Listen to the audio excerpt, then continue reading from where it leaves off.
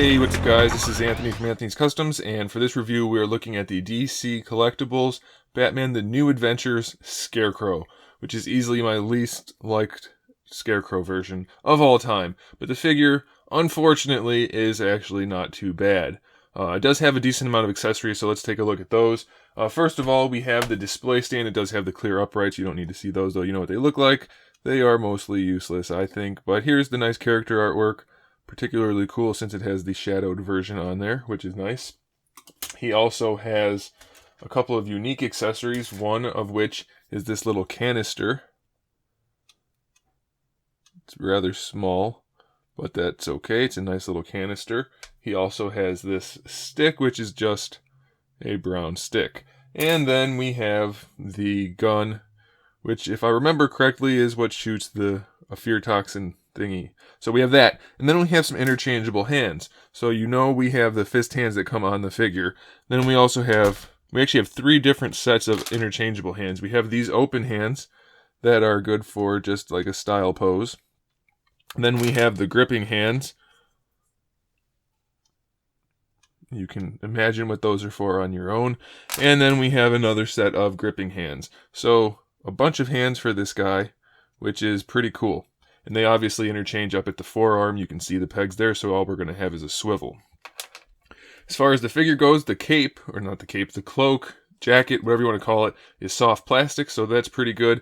The hair is soft plastic, and the noose is also soft plastic. The hood is also really soft, so nothing's really going to get in the way of posability other than maybe the sculpted arms. We're going to find out right now. The head, mostly just a swivel. You're not going to really get too much out of it. He can look down a little bit, lean side to side just a little bit, but mostly you're just going to have that swivel.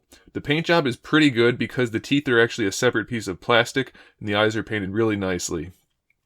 As far as the shoulders go, you can get them out about that far, and it doesn't look super good due to the design, but it is what it is. As far as bringing them forward, you can get them out pretty far forward without having to go too far to the side because this is soft.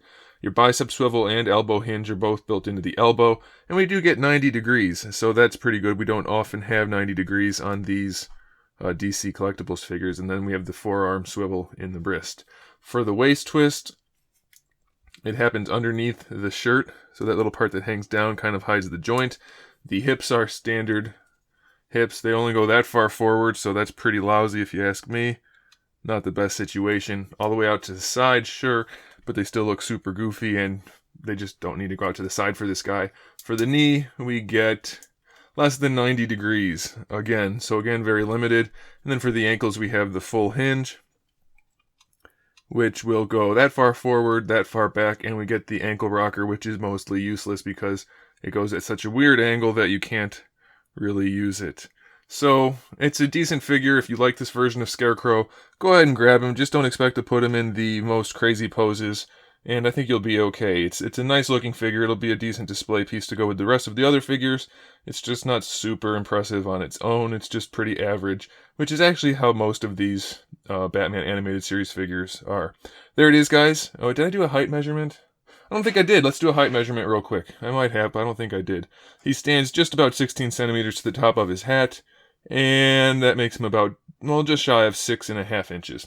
Alright, so now, there it is. Thanks for watching. Make sure you subscribe to the channel so you can see my upcoming figure reviews, custom figures, and other good stuff. And in the meantime, keep collecting.